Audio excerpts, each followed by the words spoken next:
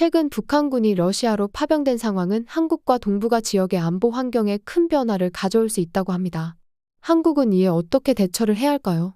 2024 글로벌 파이어파워 보고서에 따르면 한국의 국방력은 영국을 제치고 세계 5위라고 합니다. 한편 북한은 몇 위일까요? 미국 국방부 산하 기관에서 일하는 하퍼 씨의 사연을 들어보도록 하겠습니다. 구독과 좋아요는 영상 제작에 큰 힘이 됩니다. 바로 사연 시작하겠습니다. 저는 오랜 세월을 펜타곤에서 일하면서 보냈어요. 제 일은 대부분 데이터를 분석하는 거였고, 차가운 사무실에서 보고서와 화면에 둘러싸여 앉아있는 시간이 많았죠. 제 초점은 늘 멀리서 위협을 찾아내는 거였고, 그 위협 뒤에 있는 사람들을 직접 볼 일은 없었어요. 제 세계는 숫자, 사실, 그리고 지도들로 이루어져 있었죠. 그런데 이번에는 뭔가가 달라질 참이었어요. 제 상사인 노라가 한국이라고 적힌 파일을 저에게 건넸거든요. 그 파일은 평소보다 무거워 보였어요. 종이 이상의 무게가 느껴졌고, 아직 밝혀지지 않은 여행의 무게도 느껴졌어요. 그동안 단지 읽기만 했던 곳으로 향하는 문이 열린 셈이었죠. 노라의 목소리는 침착했지만 그녀의 말에는 미묘한 흥분이 담겨 있었어요. 하퍼, 이번에는 단순히 군사 데이터를 분석하는 걸 넘어설 거예요. 그들의 운영 방식, 훈련, 그리고 가장 중요한 그들을 움직이는 정신까지 포함해서 전반적인 그림을 알아야 해요. 그녀는 기대에 찬 눈빛으로 저를 바라봤어요. 이번 일은 그저 또 하나의 과제가 아니었어요. 우리의 세계에서 아무도 제대로 이해하지 못하는 다른 세상을 이해할 기회였죠. 파일을 천천히 닫으면서 제 안에 작은 불꽃이 타오르는 걸 느꼈어요. 한국은 단지 목록에 있는 또 다른 나라가 아니었어요. 저마다의 이야기를 가진 곳이었고 그 이야기가 제 앞에 펼쳐지고 있었죠. 처음으로 사무실과 화면, 그리고 데이터의 한계를 넘어설 무언가가 시작될 것 같은 느낌이 들었어요. 노라의 사무실을 나서면서 제 안에서 여러 가지 감정이 요동치는 게 느껴졌어요. 설렘, 호기심, 그리고 약간의 두려움까지. 한국에 관한 보고서는 수도 없이 읽어봤죠. 그들의 기술, 군사훈련, 그리고 엄격한 운영 방식까지. 하지만 이제는 그 모든 것을 직접 보게 되는 거였어요. 한국은 더 이상 제 책상 위에 놓인 파일이 아니었어요. 현실이었고 곧 저도 그 일부가 될 거였죠. 서울로 가는 비행기는 짧으면서도 길게 느껴졌어요. 머릿속엔 질문이 가득했죠. 사람들은 어떨까? 내가 알고 있는 모든 것과 얼마나 다를까? 비행기가 착륙할 때 이상한 설렘이 느껴졌어요. 낯선 얼굴과 전통이 기다리는 새로운 세계에 첫 발을 내딛는 기분이었어요. 첫 번째로 눈에 띈 건 그 에너지였어요. 서울은 제가 본 어느 도시와도 달랐죠. 고층 빌딩과 고대 사원이 나란히 서 있었고 과거와 현재가 조화를 이루고 있었어요. 수많은 사람들이 어떤 보이지 않는 리듬에 따라 움직이는 듯했어요. 저는 그곳에서 이방인이었지만 그 세계에 빨려 들어가는 듯한 느낌이 들었어요. 며칠 동안 저희 안내자가 되어줄 여러 사람을 만났어요. 먼저 만난 사람은 진지한 표정에 부드러운 목소리를 가진 젊은 장교였어요. 그는 차분하고 단정한 얼굴로 저를 반겼어요. 그의 영어는 완벽했고 그의 말은 그의 일과 나라에 대한 깊은 존경심을 보여줬죠. 많은 걸 보시겠지만 우리를 이해하는 데에는 시간이 필요할 겁니다. 한국은 깊은 뿌리를 가진 나무와 같습니다. 그의 말이 제 머릿속에 남았어요. 한국은 마치 풀어야 할 수수께끼 같았고 제가 이해하고자 애쓰는 만큼 더 많은 질문이 생겼어요. 그 다음엔 오랫동안 군과 함께 일해온 민간인 김 씨가 있었어요. 그녀의 눈빛에는 다정함이 담겨 있었지만 목소리는 단호하고 흔들림이 없었죠. 그녀는 가족, 명예, 그리고 전통의 중요성에 대해 이야기해 주었어요. 한국에서는 우리가 함께 있기 때문에 강한 겁니다. 우리는 과거를 지키면서도 늘 미래를 바라봅니다. 그녀 덕분에 한국의 역사가 사람들에게 얼마나 깊은 영향을 미치는지 깨닫게 되었어요. 그녀는 한국전쟁 이야기도 들려주었어요. 전쟁으로 인해 갈라진 가족들 그리고 그 기억들이 매 세대마다 어떤 의미를 가지는지 말이에요. 매일 새로운 경험들이 저를 기다리고 있었어요. 아침 일찍 훈련하는 군인들을 지켜보았죠. 그들의 움직임은 날카롭고 규칙적이었고 얼굴은 집중력과 결단으로 가득했어요. 말은 많지 않았지만 그들의 행동은 조국에 대한 자부심과 강한 충성심을 말해주고 있었어요. 밤에는 서울을 거닐며 도시의 불빛을 따라 걸었어요. 거리에는 음악과 웃음소리 그리고 길거리 음식 냄새가 가득했어요. 이름조차 모르는 음식들을 맛봤는데 낯설면서도 위로가 되는 맛이었어요. 사람들은 낯선 저에게도 미소를 지어주었죠. 제 호기심과 이해하고자 하는 마음을 알아챈 것 같았어요. 어느 날 저녁, 작은 사찰을 발견했어요. 공기는 고요했고 도시의 소음은 점점 사라지고 종소리만이 은은하게 들려왔어요. 그곳에 서 있는 동안 평온함이 저를 감싸는 듯했어요. 잠시나마 제 임무와 일 그리고 뒤에 남겨둔 모든 것들을 잊을 수 있었죠. 저보다 더 크고 오랜 시간을 견뎌온 무언가에 연결된 느낌이었어요. 이것이 바로 한국의 본질이었어요. 현대와 전통이 만나는 곳이자 사람들이 자랑스럽게 과거의 무게를 짊어지고 살아가는 곳. 그때 저는 이 임무가 단지 데이터나 사실을 이해하는 것 이상의 일이라는 걸 깨달았어요. 그것은 나라의 정신을 느끼는 일이었고 그 정신은 강하고 자랑스럽고 희망으로 가득 차 있었어요. 그날 밤 임시 숙소로 돌아오면서 저는 달라진 기분이었어요. 더 이상 단순한 관찰자가 아니었어요. 이제는 이 이야기의 일부가 되어 이 나라의 역사 속에 함께 어우러진 듯했죠. 서울에 처음 도착했을 때 저는 그곳만의 독특한 에너지를 바로 느낄 수 있었어요. 도시는 살아있었고 목적을 가지고 분주히 움직였죠. 사람들은 빠르게 움직이지만 그 속에는 차분하고 신중한 기운이 느껴졌어요. 마치 늘 경계를 늦추지 않는 도시 같았고 주변 세계에 민감하게 반응하는 모습이었어요. 일상생활 속에서도 보이지 않는 준비태세가 깔려있는 듯했고 도시를 연결하고 경계하게 만드는 무언가 더 큰 존재의 일부가 된 느낌이었죠. 다음 날 아침, 저는 실제 훈련을 참관하기로 되어 있었어요. 기지로 향하는 차 안에서 제 머릿속은 호기심으로 가득했어요. 한국의 훈련 루틴, 고도의 전략 그리고 강도 높은 규율에 대해 수많은 보고서를 읽었지만 직접 보는 건 전혀 다른 일이었어요. 기지에 도착하자 저는 전경을 한눈에 볼 수 있는 높은 플랫폼으로 안내받았어요. 수백 명의 군인들이 아래에서 완벽하게 일사불란하게 움직이고 있었어요. 그들은 단순히 걷거나 달리는 게 아니라 마치 하나의 강력한 기계처럼 유기적으로 흐르고 있었어요. 그 모습을 보면서 저는 시계의 정교한 톱니바퀴가 떠올랐어요. 각각의 부품이 정확한 타이밍에 맞춰 움직이는 것처럼 말이죠. 하지만 단순한 움직임 이상의 무언가가 있었어요. 그들 한 명 한 명에게서 깊은 헌신이 느껴졌어요. 훈련에 온전히 몰입한 그들의 모습은 인상적이었죠. 이어서 새로운 훈련이 시작되었어요. 이번엔 실제 전투 상황을 가정한 훈련으로 물리적 공격과 사이버 공격 모두 포함된 시나리오였어요. 갑자기 아무런 경고도 없이 통신 시스템이 중단됐어요. 화면이 깜박이며 꺼졌고 순간적으로 훈련장은 고요해졌죠. 이는 예상치 못한 상황에서의 대처 능력을 테스트하기 위한 모의 해킹이었어요. 그러나 몇 초 만에 그 고요는 침착한 지시들로 깨졌어요. 장교들은 흔들림 없는 목소리로 무전을 통해 명령을 내렸고 군인들은 당황하지 않고 즉시 반응했어요. 백업 통신 시스템이 작동하면서 운영이 순조롭게 재개되었어요. 군인들은 새롭게 위치를 조정하고 장비를 점검하며 마치 아무 일도 없었던 것처럼 훈련을 이어갔어요. 그들의 단결력은 흔들림이 없었고 집중력은 절대적이었죠. 그들을 보면서 이들이 단순히 명령을 따르는 개인이 아니라는 걸 깨달았어요. 이들은 보호자였어요. 각자 맡은 역할을 넘어선 공동의 목적을 공유하고 있었죠. 그들은 서로에 대한 깊은 신뢰와 존경을 바탕으로 움직였고 그걸 표정과 눈빛, 작은 몸짓에서 엿볼 수 있었어요.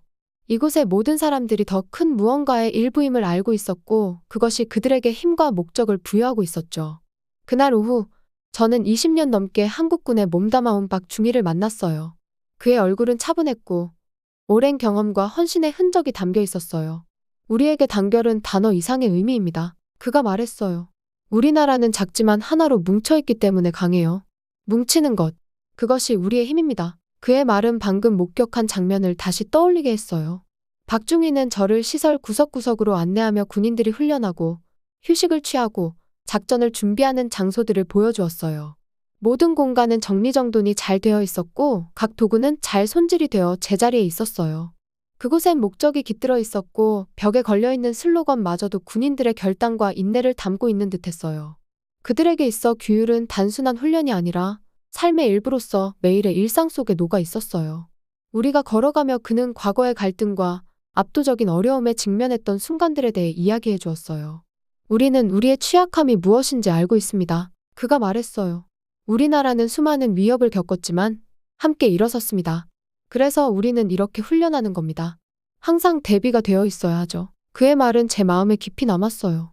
한국은 역사와 고난을 통해 단련된 나라였고 그로 인해 탄생한 회복력은 단지 군사적 교훈이 아니라 모든 사람들에게 영향을 주는 삶의 교훈이었죠. 그들의 힘은 하나된 마음에서 나왔고 서로를 보호해야 한다는 공유된 이해에서 비롯되었어요. 그것은 단순한 직무가 아니라 나라와 가족 그리고 역사를 지키기 위한 사명이었어요. 물론 한국은 다양한 군사적 도전 과제에 직면해 있어요. 전시 지휘권이 미국에 있고, 이를 통해 한국은 위급한 상황에서 독립적인 결정을 내리기 어려운 한계를 느끼고 있죠. 또한 북한의 핵 보유로 인해 한국은 미국의 해구산에 의존하고 있으며 군수품과 자원 면에서도 많은 부분을 외국에서 수입해야 하는 현실을 마주하고 있어요.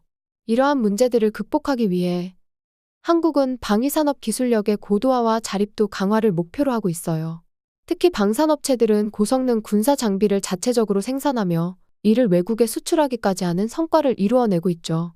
이 과정에서 한국의 군사적 자립을 위한 노력은 단순히 경제적 이득을 넘어 국가 안보의 자주성을 높이기 위한 중요한 전략이에요. 또한 예비군 제도는 한국만의 독특한 강점으로 자리 잡고 있는데, 이는 민간인들이 기본적인 군사 훈련을 통해 위급 상황에 대비할 수 있도록 하고 있어요. 이 제도는 국가 비상사태 시 군과 함께 즉각적인 대응력을 높이며 전 국민이 안보에 참여할 수 있는 구조를 제공해요. 예비군뿐만 아니라 일부 민간 단체들은 재난 대응 훈련, 구조 훈련 등 다양한 방식으로 지역 방어력을 강화하고 있으며, 이러한 공동체적 참여는 한국 사회가 위기 대응에 있어 단합된 힘을 발휘하죠. 결국 한국은 군사적, 경제적 의존도를 줄이고 자립 역량을 확대함으로써 독립적 방위력을 강화하는 데 집중하고 있는 것이 특징이에요. 이를 통해 국가의 존립과 국민의 안전을 스스로 지킬 수 있는 역량을 갖추어 나가며, 내부적으로는 군사력과 경제력을 균형 있게 발전시키고 외부적으로는 동맹국과 협력을 유지하면서 자주적 국방을 실현하고자 하는 장기적인 비전을 갖고 있으며, 이러한 노력을 통해 한국은 현재의 위협을 넘어 미래의 안보까지 대비하는 강력하고 자립적인 국가로 성장하고 있었어요. 그 후 며칠 동안 저는 더 많은 훈련들을 지켜볼 기회를 가졌어요. 각 훈련은 모두 다르게 설계되어 군인들의 한계를 시험했고 새로운 방식으로 도전했어요. 훈련이 아무리 강도가 높아지더라도 그들 사이에는 언제나 차분함이 있었어요. 그들은 서로를 믿었고 그 신뢰는 그들이 어떤 도전도 흔들림 없이 맞설 수 있게 했어요. 어느 저녁 기지 내를 걷다가 한 무리의 군인들이 함께 식사를 나누는 모습을 보게 되었어요. 그들은 훈련을 마치고 편안한 얼굴로 웃고 이야기 나누고 있었죠. 서로를 지지하며 음식을 나누고 이야기들을 공유하는 모습을 보았어요. 그들 사이의 유대감은 단순한 우정 이상이었어요. 그것은 함께한 경험과 서로를 지켜주겠다는 결심으로 형성된 가족 같았어요. 이런 순간을 통해 저는 한국군의 진정한 강인함을 이해하게 되었어요. 그들을 강하게 만드는 것은 단지 훈련이나 장비가 아니었어요. 군인 한 사람 한 사람을 연결하는 단결력, 어려움 속에서도 그들을 앞으로 나아가게 하는 소속감이었어요. 그들은 단순한 팀이 아닌 하나의 강력하고 깨지지 않는 힘이었죠. 그들과 함께하는 시간이 계속되면서 저는 이 남녀 군인들에 대한 깊은 존경심을 느끼게 되었어요. 그들은 단순한 전사들이 아니라 유산과 삶의 방식을 지키는 수호자였어요. 단결과 회복력을 무엇보다 중요하게 여기는 삶의 방식이었죠. 그들과 함께한 하루하루가 저에게 무엇이 함께 서는 것이고 자신을 넘어 더 큰 무언가의 일부가 된다는 의미를 가르쳐 주었어요. 워싱턴에서 저는 언제나 한국을 보고서와 분석을 통해 바라봤어요. 그들이 마주한 어려움은 숫자, 통계, 그리고 회의실에서 듣는 브리핑을 통해서만 알았죠. 그들이 직면한 한계에 대해 읽어봤어요. 전시 작전권이 완전하지 않다는 점, 미국의 핵 억제력에 의존하고 있다는 점, 그리고 북쪽으로부터 항상 존재하는 위협. 그러나 이곳에 와서 직접 체험하니 그런 추상적인 개념들이 훨씬 더 생생하고 현실적으로 다가왔어요. 시간이 지날수록 그 모든 것이 실제로 느껴졌죠. 남북 분단은 단순히 토론 주제가 아니라 일상이었어요. 군인들의 눈에서 볼 수 있었어요. 끊임없는 위협 속에서만 나올 수 있는 굳건한 결의가 깃든 눈빛이었죠. 서울의 광고판에는 애국심과 회복력을 다지는 메시지들이 걸려 있었고, 이는 항상 존재하는 위험을 조용히 상기시켜 주었어요. 심지어 가벼운 대화 속에서도 사람들은 흔들리지 않는 준비된 마음가짐을 드러냈어요. 멀리서 상상했던 그 준비와는 달랐어요. 이것은 그들의 삶의 일부로 자리 잡은 일상에 녹아든 준비태세였죠. 어느 날 오후, 저는 비무장지대 DMZ를 방문할 기회를 가졌어요. 여러 번 읽어봤던 곳이었지만 직접 가서 보니 전혀 다른 느낌이었어요. 비무장지대는 두세 개를 가르는 좁은 땅이었고 한쪽에는 남한 군인들이, 반대쪽에는 북한 군인들이 서 있었습니다. 남한 군인들은 경계태세를 유지하며 앞을 바라보고 있었고 그들의 얼굴에는 차분하지만 긴장감이 느껴졌어요. 반대편에서도 똑같이 북한 군인들이 그들을 주시하고 있었죠. 공기는 긴장감으로 가득 차 있었고 어깨를 누르는 듯한 무게감이 느껴졌어요. 서로를 주의 깊게 신중하게 바라보는 그 눈빛은 오랜 세월 동안 이어진 휴전 협정으로 묶여 있었지만 언제든 깨질 것 같은 위태로움이 느껴졌어요. 북한 병사들의 엄중한 얼굴이 선명히 보였고 한순간 그곳이 현실이라는 사실이 더욱 생생하게 다가왔어요. 세계에서 가장 긴장된 경계 중 하나에 서 있다는 사실이 놀랍게 느껴졌죠. 미국 국사력 평가기관에서 발표한 2024 글로벌 파이어파워 보고서가 떠올랐어요. 거기서는 무려 한국이 5위를 차지하였고 북한은 36위였어요. 한국이 북한보다 훨씬 고평가를 받고 있다는 사실을 처음에는 그저 당연하게 생각했지만 이곳을 직접 와보니 5위가 단순히 수치만이 아님을 깨달았어요. 남한 병사들 대부분은 겨우 20살 정도의 젊은 나이였지만 그들의 태도에는 나이를 넘어선 성숙함과 목표의식이 묻어 있었어요. 그들은 단순한 군복을 입은 이들이 아니었어요. 이들은 조국을 지키는 수호자였고 어떤 일이 닥쳐도 맞설 준비가 되어 있었죠. 저는 이 젊은 병사들 중 몇몇과 이야기할 기회가 있었어요. 군복무로 인해 민간 생활을 떠나온 이들이었죠. 그들의 이야기는 단순하지만 강렬했어요. 자정의 훈련, 긴 시간의 체력 훈련, 교대로 행해지는 불침번 그리고 매일의 일상 속에서 항상 준비하는 삶에 대한 이야기였죠. 그들은 힘들어도 불평이나 원망이 없었어요. 이 삶은 그들에게 당연한 것이었고 그들은 그 생활을 기꺼이 받아들이고 있었어요. 그중 한 명의 병사는 침착하고 흔들리지 않는 자부심을 가지고 자신의 경험을 이야기해 주었어요. 그는 자신이 겪은 희생에 대해, 훈련 중 보내는 밤에 대해, 그리고 긴 행군 동안 짊어진 소총의 무게에 대해 말했어요. 그러나 그의 목소리엔 원망의 기색이 전혀 없었어요. 이것이 제 임무입니다. 그는 단순히 말했어요. 저는 가족과 친구들 그리고 나라를 지키기 위해 여기 있습니다. 그게 전부입니다. 그의 말이 깊은 울림을 줬어요. 제가 살아온 세계에서 의무란 회의나 전략 세션에서 논의되는 그저 종이 위의 단어였죠. 하지만 이곳에서는 의무가 살아있었어요. 그것은 개인적인 의미를 담고 있었고 깊이 느껴졌어요. 이들은 단지 명령을 따르는 것이 아니라 자신이 소중히 여기는 모든 것을 지키기 위해 준비하고 있었어요. 각자는 그 위험을 알고 있었고 그럼에도 불구하고 굳건히 서 있었죠. 비무장지대를 둘러보며 남한 군인들의 조용한 결의와 북쪽에서 느껴지는 위협의 대조를 보았어요. 북한 쪽은 멀고도 유령 같은 느낌이 들었고 그 긴장은 평생 놓아지지 않을 것처럼 느껴졌죠. 그럼에도 불구하고 남한 병사들은 그들의 결의를 흔들리지 않게 지키고 있었어요. 그들이 지키는 땅처럼 굳건하게 말이죠. 방문을 마치고 기지로 돌아가는 길, 저는 새로운 시각을 가지게 되었어요. 그들의 가족들, 전선에 있는 이들의 가족들에 대해 생각해봤어요. 그들은 매일 자신들의 사랑하는 이들이 최전선에서 상상하기 힘든 도전에 맞서고 있다는 사실을 알고 지내죠. 하지만 그 사실이 그들을 약하게 만들지는 않았어요. 자신의 가족이 나라를 위해 애쓰고 있다는 사실에 대해 오히려 더 자긍심을 가지게 하고 강하게 만들었죠. 군대에 온 이들도 그 자긍심을 위해 강한 집결력을 가지게 된 것이 아닐까요? 모든 사람, 모든 가족이 같은 투쟁의 일부분이었고 그 투쟁은 깨지기 쉬운 평화를 지키기 위해 반드시 필요한 것이었어요. 며칠 후 저는 더 많은 병사들과 이야기를 나누었고 그들 각자가 나누어준 이야기를 통해 한국이라는 나라가 크기나 힘 때문이 아니라 그들의 정신 덕분에 강하다는 사실을 깨달았어요. 그들은 회복력을 기반으로 어려움 속에서도 생존하고 번영하려는 집단적 의지로 힘을 키워왔어요. 그들이 직면한 어려움의 무게는 결코 가볍지 않았지만 그들은 함께 그것을 짊어지고 서로를 지탱하며 앞으로 나아갔어요. 어느 날 한 장교가 그들의 철학에 대해 설명해 주었어요. 우리는 벽과 같습니다. 그는 차분하고 자부심 가득한 목소리로 말했어요. 우리 각자는 하나의 벽돌입니다. 혼자라면 약할 수 있지만 함께라면 우리는 무너지지 않습니다. 그것이 우리가 나라를 지키는 방법입니다. 그의 말은 제 마음속에 깊이 남았어요. 그것은 단순하지만 강력한 메시지였고 단결에서 오는 힘을 일깨워줬어요. 이 나라는 모든 사람이 역할을 하며 각자의 노력이 중요한 곳이었어요. 생존과 회복력은 단지 이상이 아니라 삶의 방식이었어요. 그날 밤 침대에 누워 지금까지 보았던 모든 것을 떠올렸어요. 비무장지대의 이미지, 단련된 병사들, 결연한 가족들의 모습이 머릿속에서 장면처럼 펼쳐졌어요. 한국의 진정한 힘은 단순히 군사적 능력이나 전략에 있지 않다는 것을 깨달았어요. 그 힘은 사람들 속에 있었고 어떤 도전이 닥쳐도 함께 서겠다는 흔들리지 않는 결의에 있었어요. 이곳에서 단결은 선택이 아닌 필수였어요. 이는 각자가 서로에게 하는 약속이었고 그 속에서 저는 진정한 힘의 의미를 깨달았어요. 진정한 힘은 개인의 능력이 아니라 하나로 서서 평화로운 미래를 바라보는 사람들이 만들어내는 힘에서 나온다는 것을. 한국의 강점은 첨단 기술이나 규율이 있는 군대에만 있지 않았어요. 그것은 그들의 사람들에게 있었어요. 고난의 기억을 공유하고 미래를 지키겠다는 굳은 다짐으로 결속된 사람들 속에 진정한 강함이 있었죠. 임무가 끝나갈 무렵 저는 이 나라에 대해 깊은 존경심을 느꼈어요.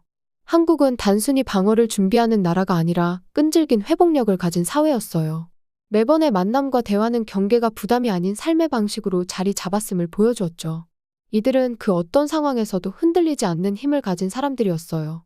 마지막 날, 서울의 분주한 거리에서 다시 한 번 걸으며 주변을 둘러봤어요. 사람들의 모습, 도시의 리듬, 모든 것에서 조용한 용기가 느껴졌어요. 이제 저는 한국이 단순히 미국의 동맹국이 아니라는 걸 알았어요. 한국은 집단적 결의의 힘을 보여주는 증거였고 그 회복력의 교훈은 감동적이고 겸손하게 만들었어요. 떠날 준비를 하며 이 경험이 제게 오래 남을 거라는 걸 알았어요. 저는 한국의 방어, 전략, 준비태세를 배우기 위해 왔지만 돌아가는 것은 그보다 훨씬 큰 의미였어요. 언제나 하나로 서서 매일을 버티는 나라에 대한 존경심이었죠. 한국은 단순히 지도 위의 한 장소가 아니었고 손에 들려있던 보고서 속 내용도 아니었어요. 한국은 단결의 상징이자 용기에 대한 생생한 교훈이었고 저는 그 교훈을 제 비행기가 이 땅을 떠난 후에도 간직할 것입니다.